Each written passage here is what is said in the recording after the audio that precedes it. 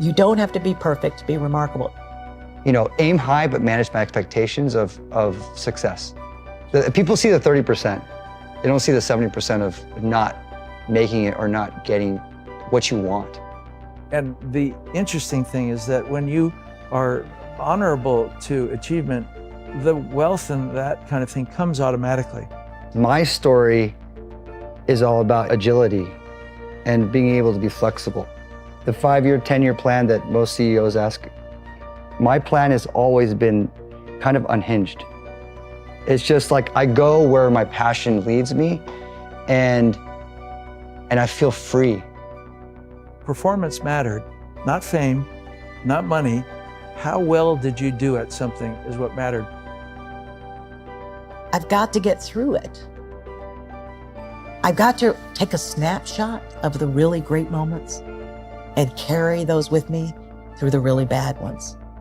And the trick is taking your blinders off and remembering to look at those photos. And it changes the brain, changes the wiring.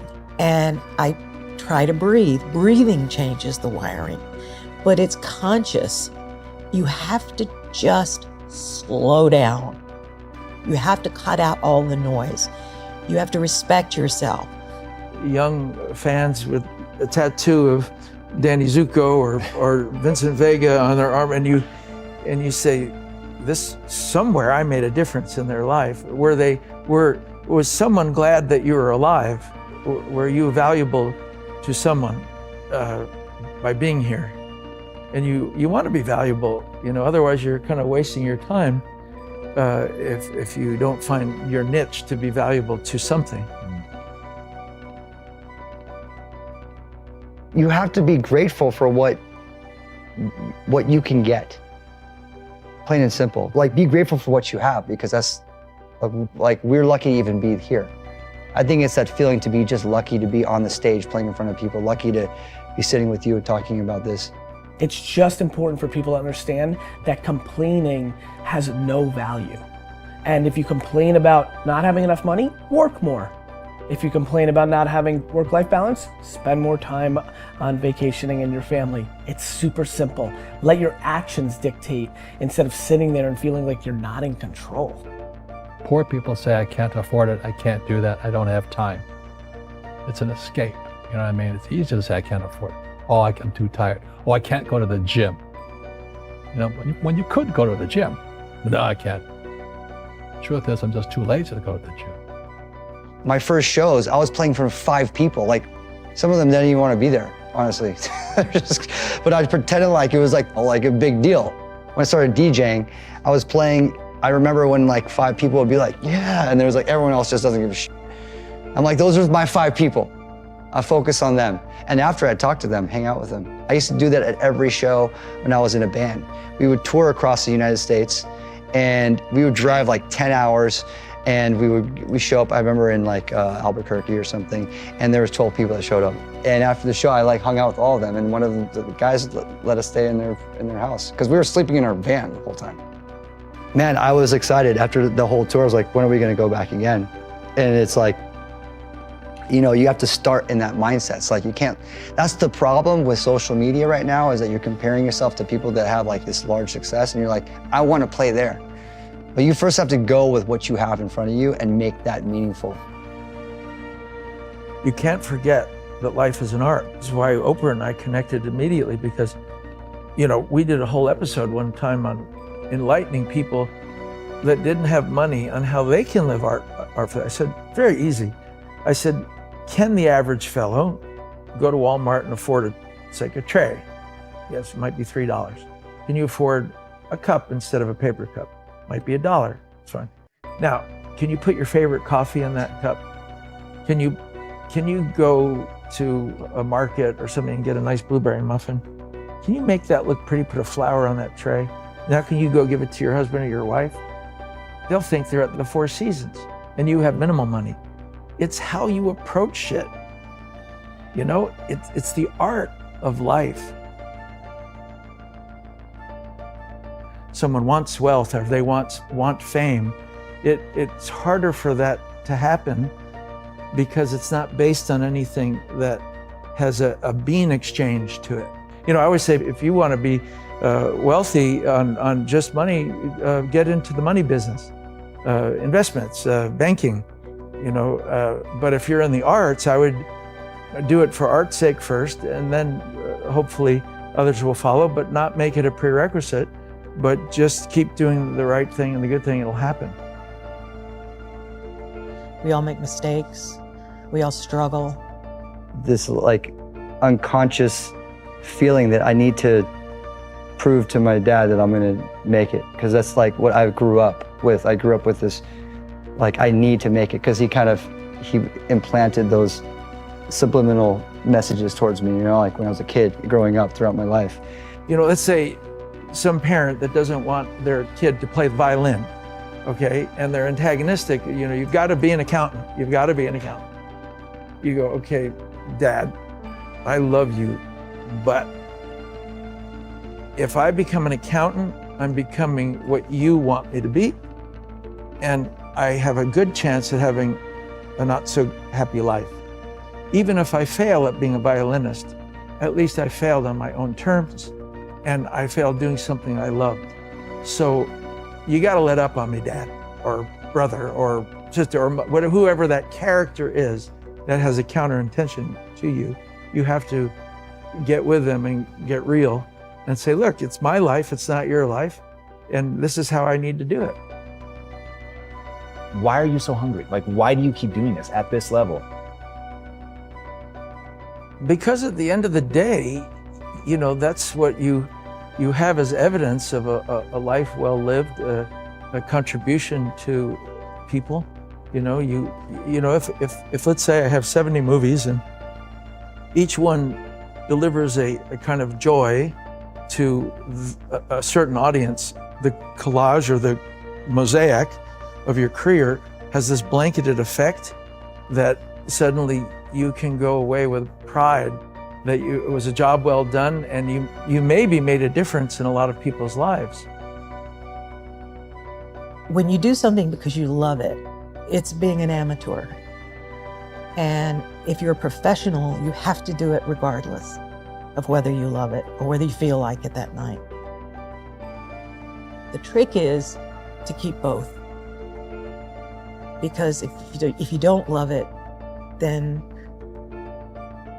it's empty. You know, but we're getting there. What's crazy is that we're actually, the dreams I had as a kid, they're actually happening, which is it's bizarre and wild.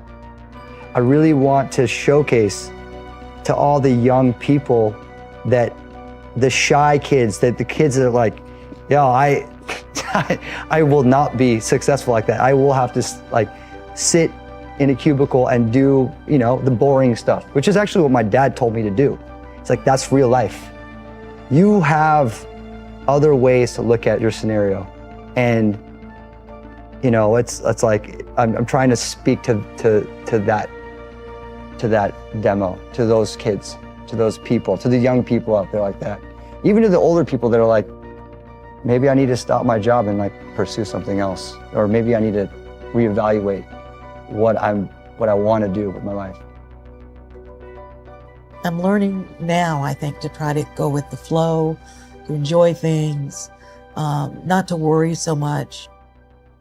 If you always do good work from your standards, whether you're in a project that fails or succeeds, you can live with that.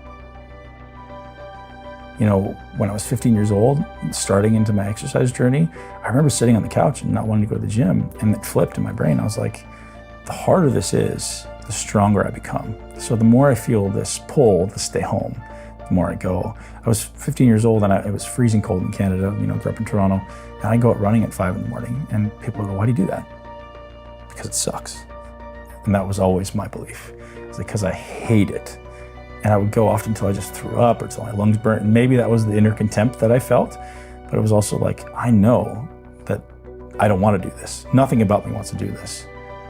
So I do it, right? And that may be what allowed me to build that mentality to overcome all of those obstacles that occurred during my bodybuilding career, right? And man, there was endless obstacles. There was a lot of deterrence. There was a lot of negative mindset. People think I'm just naturally a mentally strong guy, but like, oh man, I had more struggles than anybody, and that's why I succeeded, right? Because I used those struggles and I looked at them, and rather than saying, oh, I can't do it, I go, all right, I don't know if I'm gonna come out on the other side, but I'm gonna do it. I'm gonna try, right? It's just like seeing it as an opportunity for progress. Your greatest obstacle is your greatest opportunity for growth and progress. And if I can switch that mindset rather than, oh, that's an obstacle, I don't want to go over there, take the first step and then run full speed. And that's the greatest opportunity for progress. When you see the easy road over there, man, let everybody else go that way. Let them all go that way, and you go over there, right? And again, why did I build big legs? I mean, or some people say some of the best legs in all time, because nobody else did it. You know, I have so much respect for the guys who built the amount of muscle I did, because it's not easy, man. It's not, you get it, like it's not easy. And the amount of struggle I went through, and like I had such an obsession because I sucked at it. You know, it's funny that, you know, I was told I'd never be a professional bodybuilder because I had small legs and narrow shoulders. And if you ever want to look at a picture of my bodybuilding career, I had the biggest legs on stage by far and the widest shoulders by far, because somebody said that to me and I was like, okay, thank you. Like, right? I'm not gonna get mad at you. I'm not gonna take it in and go, oh, I don't, he was mean to me. Thank you. Fuel. So willingness to sacrifice. Am I the most disciplined person in the world? No. Am I the most meticulous person in the world, like some people would believe? No, I'm meticulous enough and I'm disciplined enough, but I also know how to let go and relax or whatever. And sometimes I may not be as disciplined as I should be. But I think the key thing is that the bottom line is everything to me. And whatever the bottom line requires is what I'm going to do. If the bottom line requires an excessive level of discipline, I'm going to do it. If I can slack off a little bit and still achieve that goal, I might pick and choose from time to time to slack off just a little bit. Yeah. But to me, it's whatever the moment or the situation demands. And I'm a bottom lines oriented kind of person. I have an assistant. I have people who work for me. I have people who work with me. They'll tell you I'm very bottom line kind of guy. If you tell me that the job is going to get done, and the job is going to get done in an excellent fashion, and it requires 90% effort, I'll let you go with that. I'll let you get away with it. I'm not going to sweat it. But if this requires 100% and you give me 99, I might want to fire you. Because I'm about getting the job done. Sure. It's about the results. And I think that, you know, unfortunately, when we look at our generation today, not enough people preach about that. You know, Why do you think that is? Because I think that we live in a society where people have become masters at pointing the finger at other people about reasons why things don't get done. I think there's too much explanation that goes on. What you taught me to do is to engineer risk into my life. Correct. So now every time I'm faced with a decision, or sometimes even when I'm not faced with a decision, I just think, how can I engineer more risk in this situation? Whereas before, I would try my hardest to engineer less risk in the situation, which meant growth was slow. And I played it safe. And at the end of the day, it didn't matter anyways. What, so a couple people thought I failed? Yeah, so you played, instead of playing to win, you played not to lose. And one of the, not new concept, we talked about it when you were there a few years ago. When you start a business from zero, your first 50,000 in revenue is geometric. Your next 500,000. Explain that to people. So when you start a business, any business, those first 50,000 in revenue is geometric. Because it comes from zero, nothing. Right, it goes from 0 to 50, you're just obviously up. Okay, and then 50, from 0 to 500 is geometric.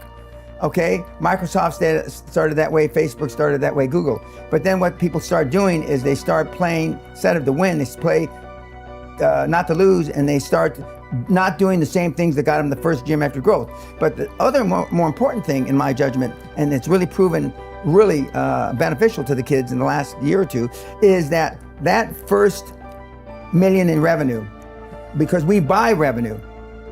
It's easier to buy revenue than create it. That revenue that has $1 million now, we don't know how much he spent or they spent to create that million. So when banks see that, you're de-risking the commercial debt. You're de-risking because you're having cash flow, free cash flow that covers debt service based on somebody else. It may have taken them 25 years to get $1 million in revenue. And you're buying it in a week, a month. It's always great to let the other person talk. Let them talk. Let them just keep talking. Throw out a word that gets them a little bit and he'll talk more. And as he's talking, you can kind of figure out, his mentality, his personality, what you can get out of him, what you can't get out of him. And it helped me a lot in negotiating deals later on. And you know, sometimes you may be the smartest person in the room and you don't want anybody to know that. You just want to keep quiet like you don't know anything. Let them think they're smarter than you. And there's other times when you're not the smartest person in the room, but you want people to think you are. So you have to learn how to have that skill.